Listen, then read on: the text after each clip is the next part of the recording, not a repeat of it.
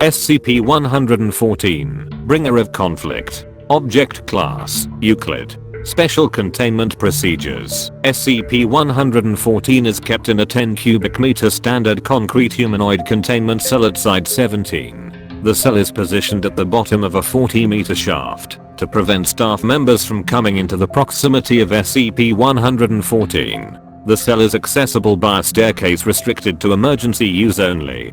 Daily rations are provided to SCP-114 3 times a day by means of a dumbwaiter. SCP-114 is also permitted to submit written requests to attending staff by the same means. To date, SCP-114 has been granted 1 Quran, Arabic, 1 prayer rug, and 1 blank journal with pens. Research on SCP-114 is suspended until further notice. Elimination of SCP-114 is acceptable in the event of a multiple containment breach crisis.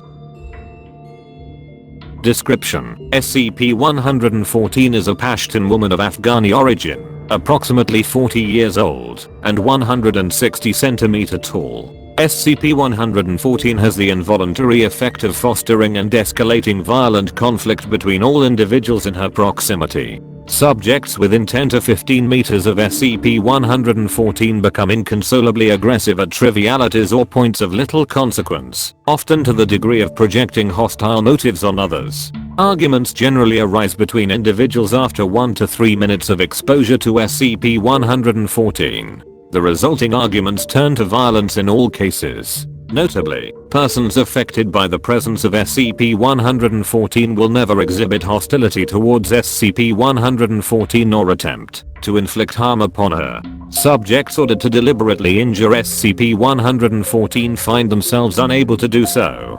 For relevant information, see Experiment Log 114-A.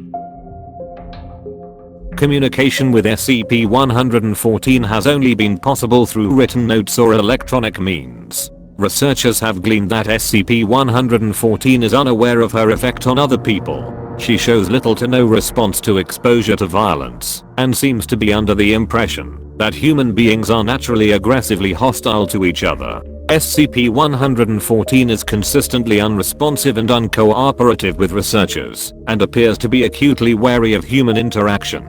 Due to the difficulty of communication with SCP-114, psychological evaluations have been speculative at best. Rudimentary assessments strongly suggest psychological trauma, combat stress reaction and/or compassion fatigue have been tentatively proposed.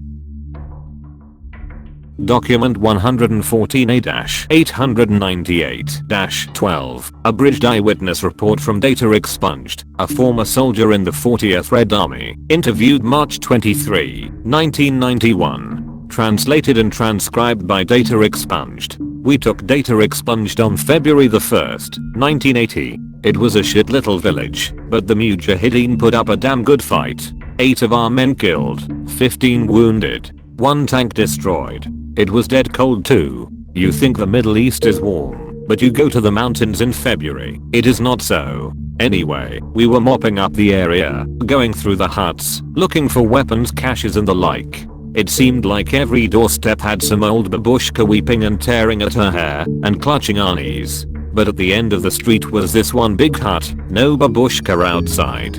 Only there were trays of food left out, like an offering before the door.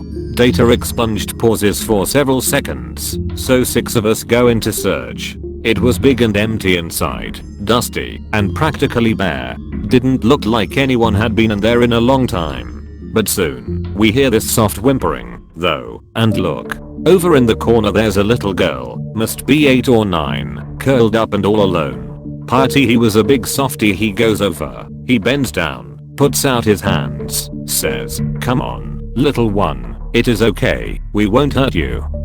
But the girl won't budge. Then Piety stands up, all stiffly, and looks back at us funny. Constantine walks over, and puts a hand on his shoulder, tells him to leave the girl alone, laughing good naturedly. Piety gets all red-faced, like he's had a full bottle, and shouts back quote, "Get your damn hand off my shoulder," or something of the sort.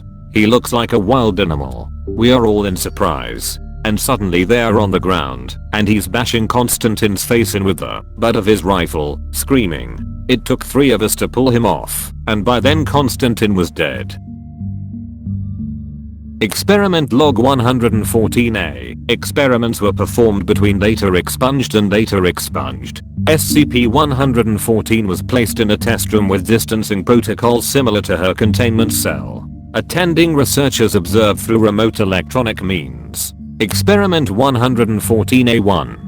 Procedure. Subjects D1269 and D8543 were placed in the test room with SCP-114. No instructions were given. Results. Subjects did not attempt to interact with SCP-114. After 75 seconds of exposure, D8543 verbally requested a cigarette from D1269. D1269 responded with negative. D8543 proceeded to shove D1269 against the wall of the test room. Subjects began fighting with apparent intent to kill. Subjects ignored verbal entreaties to cease. Subjects terminated. Throughout the experiment, SCP-114 watched the proceedings, but was visibly unmoved. Experiment 114A2. Procedure. Subjects D5410 and D5699 were placed in the test room with SCP-114. A plastic screen was placed across the length of the test room, so that subjects were unaware of the presence of SCP-114. Results. Comparable to Experiment 114A1. Subjects terminated. Experiment 114A3. Procedure. Subject D1002 was given a carving knife, stainless steel, 15 centimeters. Subject was placed in the test room with SCP-114 with orders to kill her. Results. D1002 immediately rushed at SCP-114. SCP-114 recoiled, screaming. D1002 stopped abruptly at approximately half a meter from SCP-114 and dropped the knife. D1002 stood still for 4 minutes, growing visibly agitated. At 5 minutes, D1002 began yelling incomprehensibly and moving around the room in an unnatural ape-like fashion. After 8 minutes, D1002 began banging on the walls with his head and fists. Subject was rendered unconscious. Subject terminated. Experiment 114A4. Procedure. Subject D4343 was placed in the test room with SCP-114 with orders to remain still. After 4 minutes, subject was forcibly removed from the room by robotic means. Results. Subject showed signs of aggression and agitation comparable to Experiment 114A3. Heart rate was recorded at 210 BPM. Blood tests revealed levels of cortisol and adrenaline impossible without the application of drugs. Subject returned to a normal physical and mental state after approximately 15 hours. Experiment 114A5.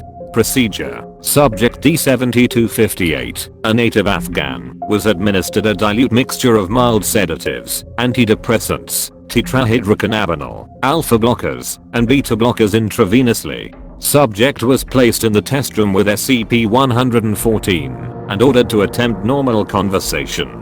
Results. D7258 addressed SCP-114. SCP-114 maintained eye contact with D7258, but did not respond. After 45 seconds, D7258 began shivering and shouting. At 1.5 minutes after exposure, D7258 fell to the floor in convulsions. Subject expired after 3 minutes. Autopsy of the cadaver revealed massive cerebral hemorrhage.